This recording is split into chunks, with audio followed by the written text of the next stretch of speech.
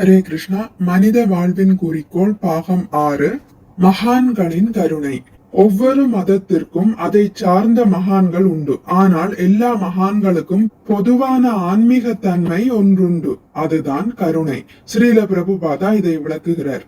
கடவுளின் புனித நாமத்தை புகழ்ந்து பாடுவது பற்றி இன்று நான் உங்களிடம் பேசவிருக்கின்றேன்.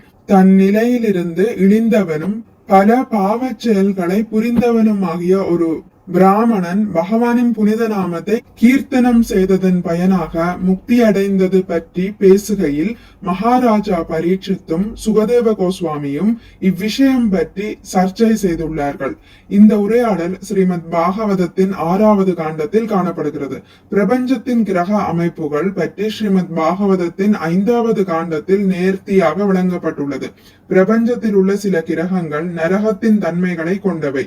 ஸ்ரீமத் பாகவதம் மட்டுமின்றி எல்லா மத நூல்களும் சுவர்க்கத்தையும் நரகத்தையும் வர்ணிக்கின்றன. ஸ்ரீமத் பாகவதத்தில் இந்த நரக கிரகங்கள் எங்குள்ளன, பூமியிலிருந்து எவ்வளவு தூரத்தில் உள்ளன என்பது பற்றிய விவரங்களை காணலாம். இது நவீன வான சாஸ்திர விஞ்ஞானிகள் கிரகங்களை பற்றிய தகவல்களை தருவது போன்றது. சந்திரன் பூமியிலிருந்து எவ்வளவு தூரத்தில் உள்ளது, பூமிக்கும் சூரியனுக்கும் இடையேயான தூரம் எவ்வளவு என்பன போன்ற விவரங்களை வான சாஸ்திர விஞ்ஞானிகள் கணக்கிட்டுள்ளார்கள். அதுபோலவே பாகவதம் நரக கிரகங்கள் பற்றிய விவரங்களை தருகிறது. பூமியில் வாயுமண்டல சூழல் பல இடங்களில் பலவிதமாக இருப்பதை காண்கிறோம். மேல் நாடுகளில் வட துருவத்தை அடுத்த பிரதேசங்களின் வெப்ப தட்பநிலை பூமத்திய ரேகையின் அருகில் உள்ள இந்தியாவின் வெப்ப தட்ப நிலையிலிருந்து மாறுபட்டிருக்கிறது. இந்த கிரகத்தின் வெப்ப தட்ப நிலைகளும் வாழ்க்கை சூழல்களிலும் வேறுபாடுகள் இருப்பது போல வேறுபாடான சூழ்நிலைகளை கொண்ட மேலும் பல கிரகங்கள் உள்ளன. நரக கிரகங்களை பற்றிய விவரங்களை சுகதேவ கோஸ்வாமியிடமிருந்து கேட்டறிந்த பின் மகாராஜா பரீட்சித்து கூறினார். அதுநேக மகாபாஹா யதைவ நரகான்னர நானோக்ர யாதனான்னேயா தன்மே வியாக்தியாதும் அர்ஹஷி. நரக கிரகங்களை பற்றி கூறினீர்கள். பாவிகளான மனிதர்கள் இந்த கிரகங்களுக்கு அனுப்பப்படுகிறார்கள். ஸ்ரீமத் பாகவதம் 6ஆம் காண்டம் 1ஆம் அத்தியாயம் 6ஆம் பதத்தில் இருந்து.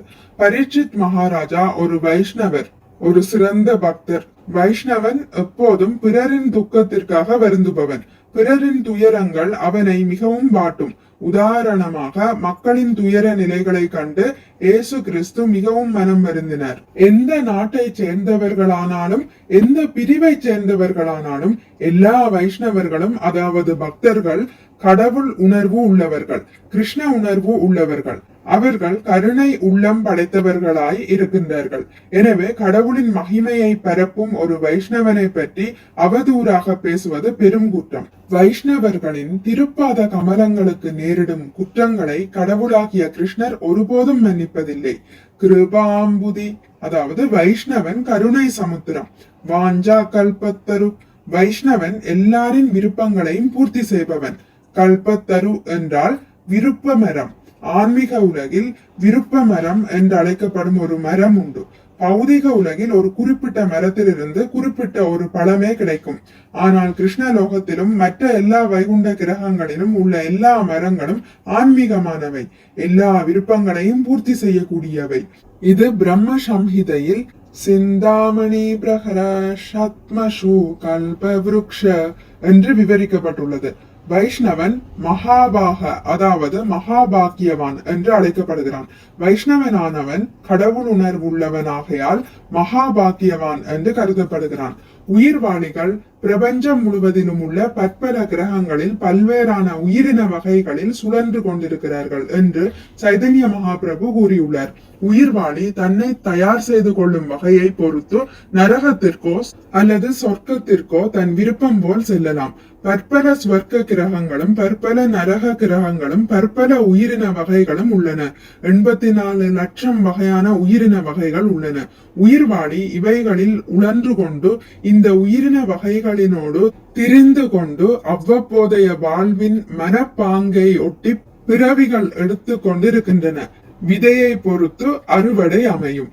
பௌதிக உலகில் வலம் வந்து கொண்டிருக்கும் உயிர்வாளிகளில் யாராவது ஒருவர்தான் அதிர்ஷ்டசாலியாக இருக்கிறார். எல்லாரும் அல்ல என்று சைதன்ய மகாபிரபு கூறுகிறார். எல்லாருமே அதிர்ஷ்டசாலிகளாக இருந்தால் எல்லாருமே கிருஷ்ண உணர்வில் ஈடுபட்டிருப்பார்கள். கிருஷ்ண உணர்வு எல்லா இடங்களிலும் தாராளமாக வழங்கப்படுகிறது. ஆனால் மக்கள் ஏன் அதை பயன்படுத்திக் கொள்வதில்லை? ஏனெனில் அவர்கள் அதிர்ஷ்டமற்றவர்கள். எனவே அதிர்ஷ்டசாலிகள் மட்டுமே கிருஷ்ண உணர்வு பெற்று நம்பிக்கையும் இன்பமும் ஆனந்தமும் அறிவும் நிரம்பிய வாழ்க்கையை வாழ்கிறார்கள் என்று சைதன்ய மகாபிரபு கூறுகிறார்.